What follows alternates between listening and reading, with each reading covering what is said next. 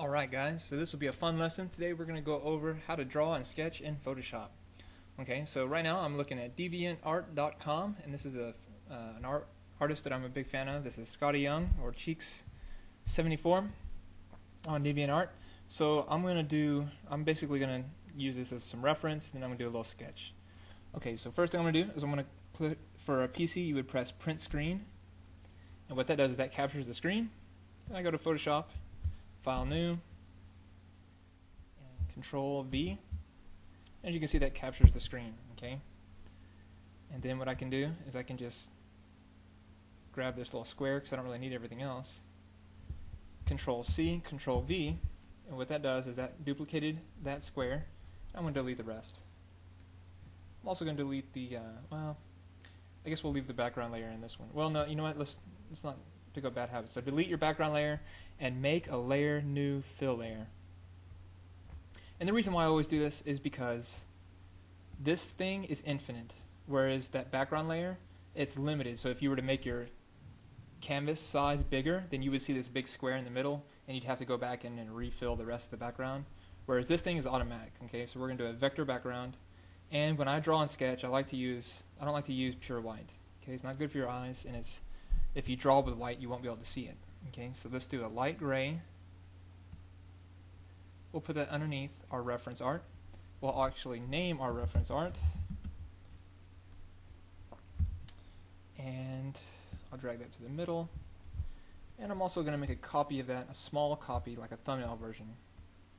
Reference art, small, or you can put thumb for thumbnail. Thumbnail is basically a small piece of artwork. Okay. Control T, I'm going to make that small and drag that up into the top left corner. Actually make it a little bigger. Hit enter. And I'll chop off the sides of that. So I'm going to make my big one invisible, and then take this small one, and we're going to cut it down a little. So I'm just going to delete, so all I want is that main part there. Okay? Move that up to your top left. Okay, so I've got this guy up here, and then I've got this one here. Okay, so it's all just reference. So I'm going to put both of those in a folder called ref. So for me, I like to work very organized. Name every layer, name every folder, keep everything in folders, and that way I can find myself. I don't get lost real easily. Okay. Now, let's go ahead and get out our brush tool. So I'm going to go over some brush stuff. Make sure this is on normal at first. Okay. Size of your brush is right here. Right, you can see it here. I'm going to have to hit New Layer button, or Layer, New Layer, or actually what I like to do is Control Shift N, and we're going to name this Sketch Layer. So I've got a sketch layer. Other good thing about having your background being a vector like this is it will not allow me to draw on it, which is good. I don't want to draw on my background. I want to draw on my sketch layer. So it helps me to be on the right layer. And for my reference layer, I'm going to hit this lock button, so that way I don't accidentally draw on my reference, and I cannot accidentally draw my background, so I can really only draw on my sketch layer, which is great. Okay. For your brushes, probably you'll have some circle brushes, so let's go ahead and get those out. Okay, something like this. Okay, we got a lot to review here because there's a lot of options for your brushes, which is good because you get a lot of options. Okay, so a lot of features. First things first, change mode to normal. You got your size, and then depending on what kind of brush you have, typically you will have hardness. Yeah, so here's a normal brush. Okay, so I want that a little smaller.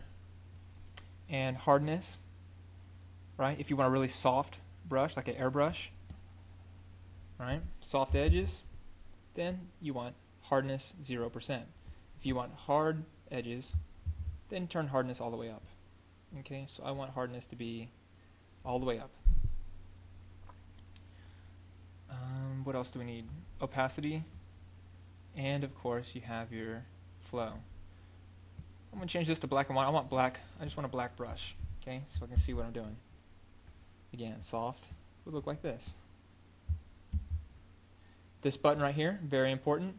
This is whether or not you want there to be any variability in pen pressure. Okay, so it starts small and then gets really big and small again, depending on my Wacom tablet. So today's lesson is really about how to use the Wacom tablet in Photoshop. Okay. So I got my sketch layer on. I've got my. Usually I keep this on because I do like to have pen pressure with my brushes.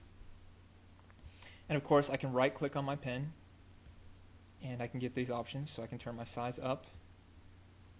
Right, I can make it really big, or I can make it really small. I like to have a fairly big brush and fairly hard. And then we have both opacity and flow. Okay, both are at 100% right now, which is probably good for you. But in the future, if you want more of like a pencil, because right now I have like a really thick marker, right? Maybe I don't want that. Maybe what I want is to have a pencil. Okay, well, I can turn my opacity down really low, let's say 15%, and that gives me more of a pencil, right? And the cool thing about this is I can build it up on the top of itself, right? So every time that I do it, it gets more and more opaque, and eventually it'll get to black, right? Which is kind of nice. Only problem with opacity is I have to stop drawing and then start drawing again for it to get darker. Okay? That's the difference between opacity and flow. Flow, let's say I turn this down to 15%. Now when I draw, if I keep going back and forth, it's like a pencil. If you keep going back and forth, it gets darker and darker. Okay? Opacity does not get darker if you keep going back and forth. You have to stop, start again, then it gets darker. Flow keeps getting darker and darker, even if I don't stop. So I use flow. I don't like to use opacity. Okay, so we got that down. And what I like to do is I like to make my own shape. So I will grab a circle. I like to make it kind of wide, like that. Actually, we'll make it a little smaller. And then I'm going to edit, fill. Okay, that didn't work. I'm just going to hit Alt-Enter, or Alt-Backspace. Alt-Backspace takes your foreground color and it fills it with that foreground color. Okay, so I've got this black selected as a circle. You can see it if I zoom in. I'm going to go Edit, Define Brush. Define Brush Preset. I'm going to call that a wide brush. Okay, so now if I press Backspace, I delete that. Control D to deselect. I can go down to my eraser. I can erase what I've done so far. Press the B button to go back to my brush, or I can click on the brush over here. So now I can draw to my heart's content, right? And the cool thing is now I can go to my brushes over here, and if I go to the last one, oh, it didn't show up. I don't know where's my what's in there somewhere, I guess. I'm not sure which one it is. Well, I guess if we go to, so if I click on this over here, it'll give me some options. Oh, here it is, brush presets. Click on brush presets, go down to the bottom, and here's my new brush I just created. So I created a brush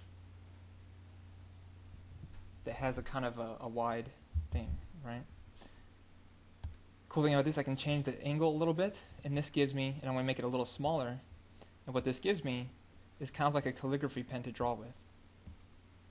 Okay, so I really like to do that. That's what I usually do. So I do this, and if I turn the flow down really low, right, 15%, see, actually, I'm going to get down to like, say, 8% flow, and you'll have what very closely mimics a pencil, okay, especially if you make it small. So now I've got my pencil, I'm on the sketch layer, and I'm going to just basically rough out this guy, okay, so basically I'm going to draw like this, okay. So here's his head. Here's his body, here's his bottom leg, here's his top leg, here's his arms, here's one of his hands, here's his thumb, here's his top fingers, bottom of his hand, got his elbow, you got his face, got his eyes, his nose, his mouth, his hair, haircuts across his eyes. And he's got a little bit of a hair over here. Okay. Got his body, his belt, his shoe,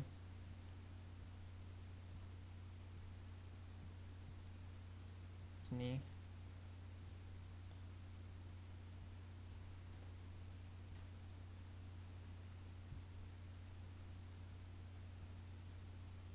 And the bottom of his leg, or the knee, and the back of his leg.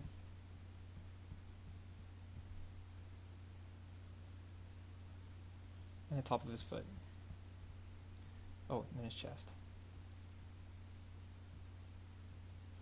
His pupil. This other strand of hair. Oh, and you know what? Let me click the V button. Actually, I'm going to make the whole thing a little smaller. Because I got to make room for that pig. So I hit the enter button, move him back down a little bit to the bottom, hit the B button, and now I can finish out the rest of this shape. So I've got this big form on top. So I'm going to draw his head is like this, his snout, his eye, mouth, and then of course his ears, and the rest of his body.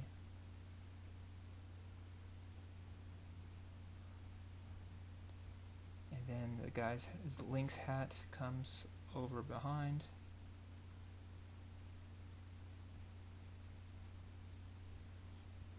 Okay.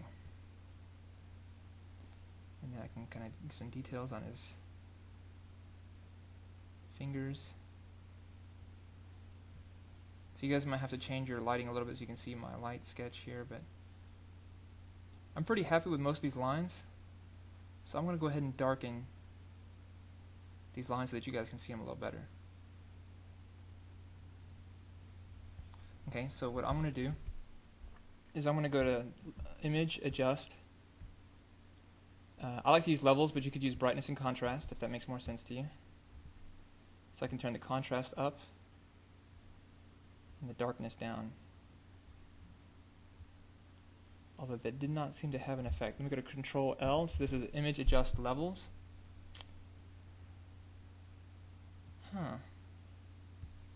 Okay, well what I can do is I can duplicate this layer. See that?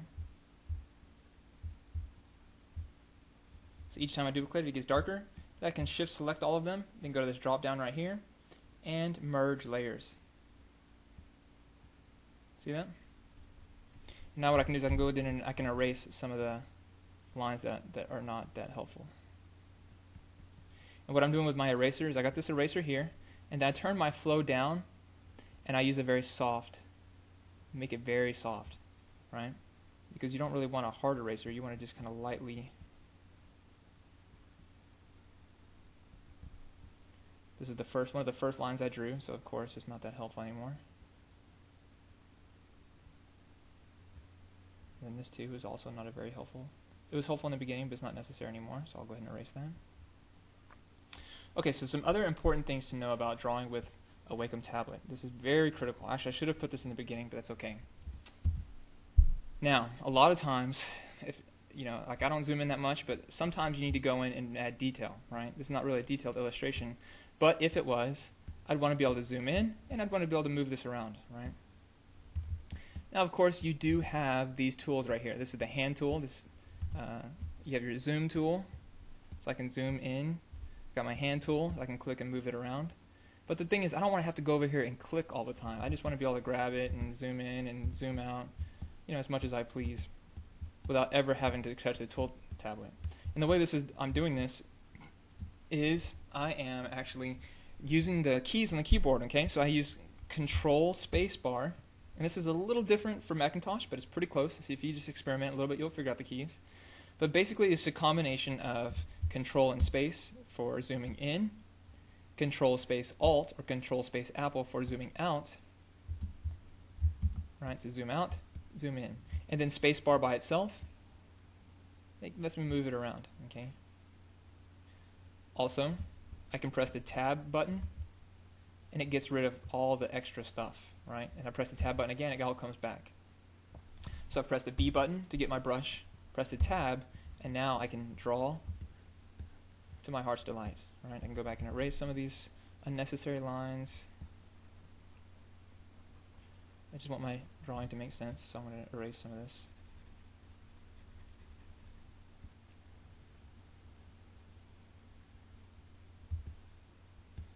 So is that starting to make sense? Now if I press the E button, I can get my eraser out. If I press my B button, then I get my drawing out. So E, erase. B button.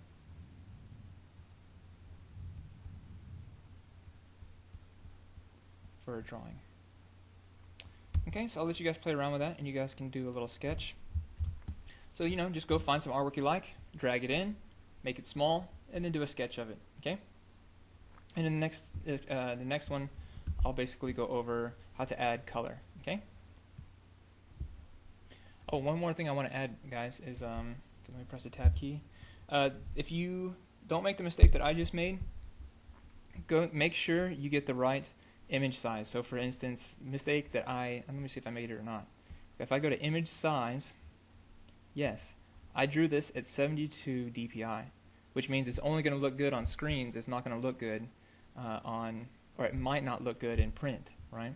So whenever you do drawings or paintings or original artwork, try to start with 300, okay?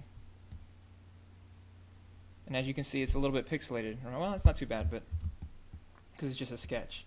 But if I'd done a lot of elaborate artwork with textures and stuff, it would suffer, okay? So get your image size correct in the beginning.